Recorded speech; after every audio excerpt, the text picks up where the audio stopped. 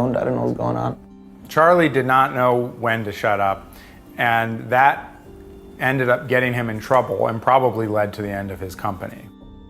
But they got me under the Patriot Act, and it's money laundering because I knew that the money I was taking was eventually possibly going to be used for drug trafficking. Now, drug trafficking is not buying drugs, it's selling drugs. I didn't have the drug seller, I helped the guy buy drugs. But I never went to trial and I pled guilty because who wins at trial? You know, like this guy Silk Road, he's gonna go to life. In trial, all I needed to get was a lady whose son died from a cocaine overdose, and the jury would have convicted me right there. So essentially, Charlie was selling Bitcoins to a guy who was selling Bitcoins to people who were putting drugs into their own bodies. And for this, Charlie was charged with crimes that could have put him in jail for 20 years. That's what the prosecutors were shooting for. We have banks that have ATMs on every street corner in America, and those banks know very well that that cash is getting used for drugs. And yet, that's fine. They're allowed to do that, no one gets in trouble.